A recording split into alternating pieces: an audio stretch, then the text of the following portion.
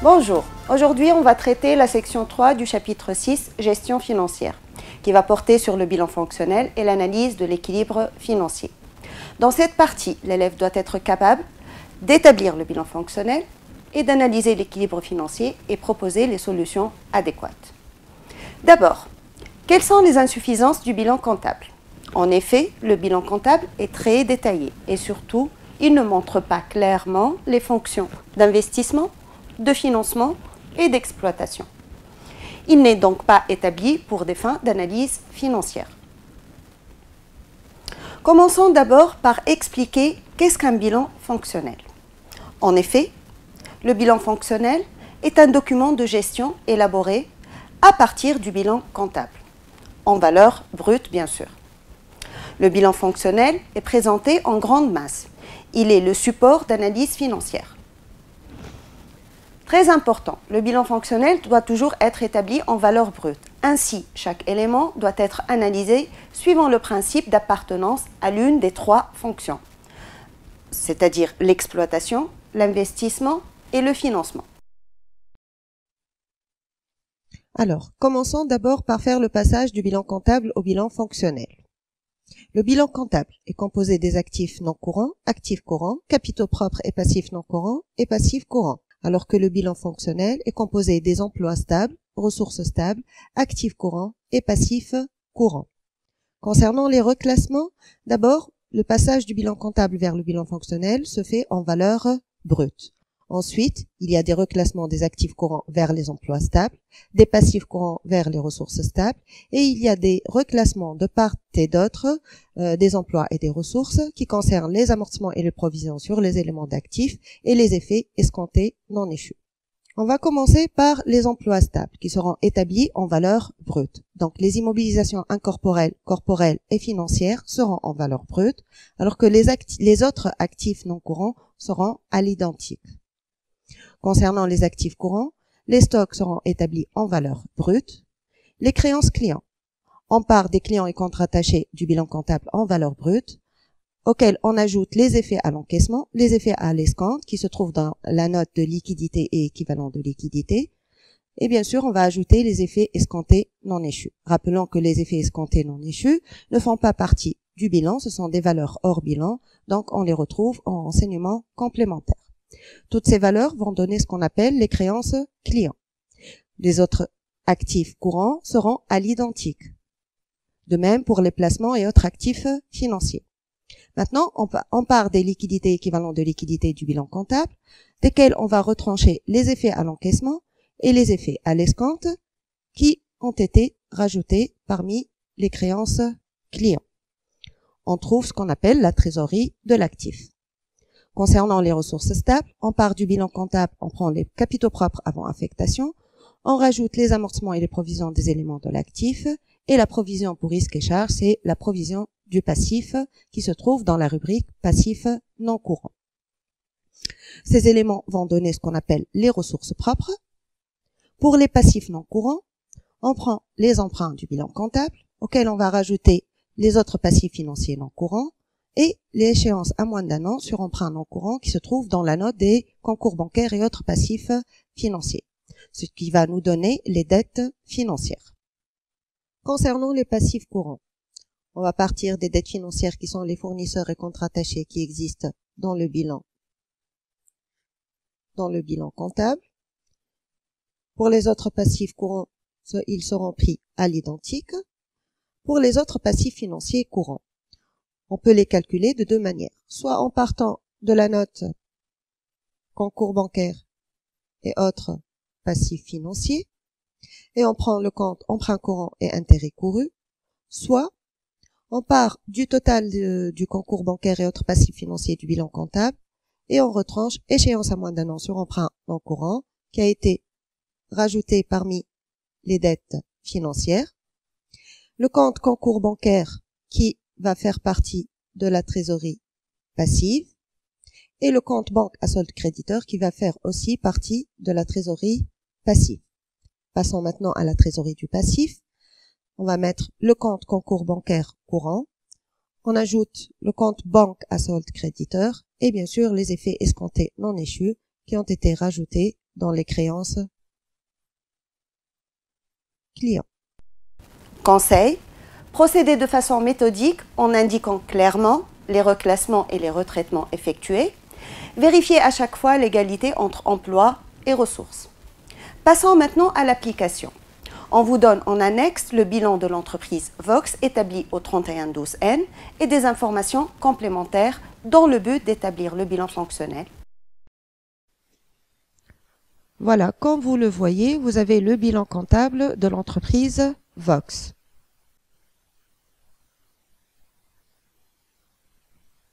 Donc, les informations complémentaires, on a l'échéance à moins d'un an sur emprunt non courant qui s'élève à 10 000 dinars. Les intérêts courus ont une valeur de 20 000 dinars. Le concours bancaire est de 50 000 dinars. Les effets à l'escompte s'élèvent à 3 000 dinars. Et les effets escomptés non échus s'élèvent à 3 000 dinars. Donc, on va essayer d'établir le bilan fonctionnel. D'abord, il faut tout d'abord faire les calculs des éléments du bilan fonctionnel. On commence par les créances clients. Donc, le point de départ, c'est toujours le client est contre-attaché en valeur brute du bilan comptable. On a 424 000 dinars. On va rajouter les effets à l'escompte, 3 000 dinars. Et les effets escomptés non échus, 3 000 dinars. Ce qui va faire un total de 430 000 dinars qui se trouve, bien sûr, dans notre bilan fonctionnel dans cette rubrique créances clients. Donc on a 430 000 dinars. Passons maintenant à la trésorerie de l'actif. Donc on part des liquidités équivalentes de liquidité du bilan comptable qui a une valeur de 40 000 dinars. On va retrancher les effets à l'escompte, 3 000 dinars, ce qui va donner un total de 37 000 dinars. Cette valeur va faire partie du bilan fonctionnel dans la rubrique trésorerie de l'actif. Donc, concernant les amortissements, donc on part des amortissements des immobilisations incorporelles, 5 000, amortissement des immobilisations corporelles, 200 000, ce qui donne un total de 210 000 dinars. Concernant les provisions, provisions pour les immobilisations financières, 5 000, provisions pour les stocks, 10 000, provisions pour les clients, 4 000 dinars, ce qui donne un total de 19 000 dinars. Par la suite, on va faire la somme des amortissements et des provisions, ce qui va donner un total de 229 000 dinars qui vont faire partie des ressources propres dans la rubrique ressources stables.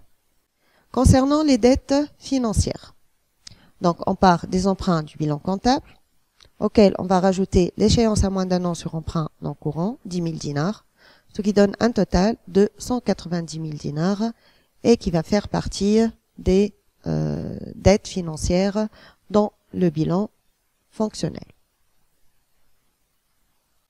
Pour les autres passifs financiers courants, on part des intérêts courus sur emprunt, 20 000 dinars, ou bien on part, comme on l'a dit, de la valeur du bilan comptable, 80 000 dinars, de laquelle on va retrancher les concours bancaires, 50 000 dinars, et l'échéance à moins d'un an sur emprunt non courant, 10 000 dinars, ce qui donne un total de 20 000 dinars. Cette valeur, on va la trouver dans le bilan fonctionnel, dans les autres passifs financiers courants. Maintenant, pour la trésorerie du passif, on va mettre les concours bancaires qui ont une valeur de 50 000 dinars, plus les effets escomptés non échus, 3 000 dinars. Donc, on va avoir un total de 53 000 dinars. Finalement, on aura notre bilan fonctionnel équilibré, où on a le total des emplois égale total des ressources. Une fois le reclassement effectué, on obtient le bilan fonctionnel détaillé. Ainsi, on remarque qu'on a respecté l'équilibre entre les emplois et les ressources. Et surtout, le principe de l'appartenance aux 3 cycles, à savoir l'investissement constitué par les emplois stables, le financement constitué par les ressources et celui de l'exploitation constitué par les actifs courants et les passifs courants. De ce bilan détaillé, on établit le bilan fonctionnel condensé constitué des grandes masses, à savoir les emplois stables, les ressources stables, les actifs courants et les passifs courants. Passons maintenant au principe de l'équilibre financier, qui stipule que les emplois stables doivent être financés par des ressources stables. Ainsi, ce principe basé sur 3 indicateurs se présente ainsi. Le fonds de roulement. Le fonds de roulement est l'excédent des ressources stables sur les emplois stables. Ainsi, le fonds de roulement est égal aux ressources stables moins les emplois stables. Le fonds de roulement doit être positif si on veut avoir l'équilibre financier minimum. Le deuxième indicateur est le besoin en fonds de roulement.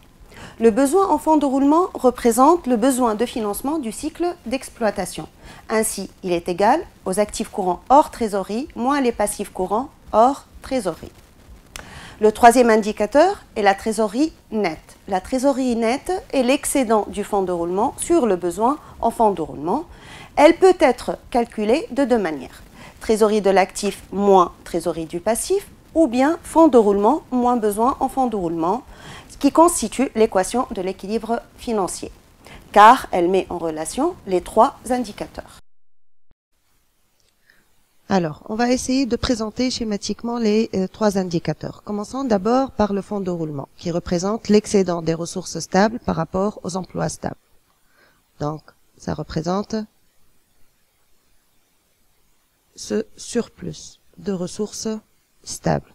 Ensuite, le besoin en fonds de roulement, qui est la différence entre les actifs courants hors trésorerie et les passifs courants hors trésorerie, c'est-à-dire la partie des actifs courants hors trésorerie qui ne sont pas financés par les passifs courants ou les dettes courantes hors trésorerie.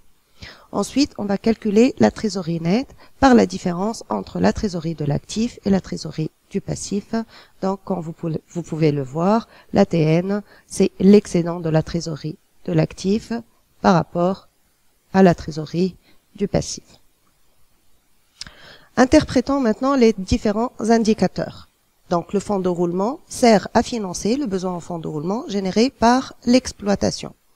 Si le fonds de roulement est supérieur au besoin de fonds de roulement, on va parler d'un excédent des ressources stables sur les besoins. Dans ce cas-là, la trésorerie sera positive. Donc, on va parler de l'équilibre financier global. Si par contre le fonds de roulement est inférieur au besoin de fonds de roulement, il y aura une insuffisance des ressources par rapport aux besoins. Dans ce cas-là, la trésorerie sera négative et on va dire que l'équilibre financier global n'a pas été respecté. Revenons à notre application. On va tout d'abord essayer de calculer le fonds de roulement, le besoin en fonds de roulement et la trésorerie nette de notre entreprise au 3112N, puis compléter le tableau de variation. L'analyse de l'équilibre financier commence d'abord par le calcul du fonds de roulement. Comme vous pouvez le voir sur le bilan fonctionnel, on a les ressources stables et les emplois stables. Donc, le fonds de roulement est égal aux ressources stables moins les emplois stables. Donc, on va retrancher des ressources stables les emplois stables. Donc, on aura 1 119 000 moins 565 000, ce qui donne 554 000 dinars. Pour le calcul du besoin en fonds de roulement, on va faire la différence entre les actifs courants hors trésorerie et les passifs courants hors trésorerie. Donc, on a les actifs courants hors trésorerie qui sont de 867 000 moins la trésorerie de l'actif, 37 000, et les passifs courants hors trésorerie seront 313 000 moins la trésorerie du passif qui est de 53 000 dinars, ce qui va donner un besoin en fonds de roulement de 570 000 dinars. Pour le calcul de la trésorerie nette, on va partir d'abord de la formule trésorerie de l'actif moins trésorerie du passif. Donc, on va faire trésorerie de l'actif moins trésorerie du passif. Donc, 37 000 moins 53 000, ce qui va donner une trésorerie nette négative de 16 000 dinars. Ou bien, on peut utiliser l'équation de l'équilibre financier en calculant la trésorerie nette à partir du fonds de roulement et du besoin en fonds de roulement. Donc 554 000 moins 570 000, ce qui va donner moins 16 000 dinars. Ainsi, en N, l'équilibre financier minimum est préservé puisque les ressources stables financent la totalité des emplois stables. Cet excédent de ressources stables, c'est-à-dire le fonds de roulement, ne couvre pas la totalité du besoin du cycle d'exploitation de l'entreprise. C'est-à-dire l'équilibre financier global n'a pas été respecté.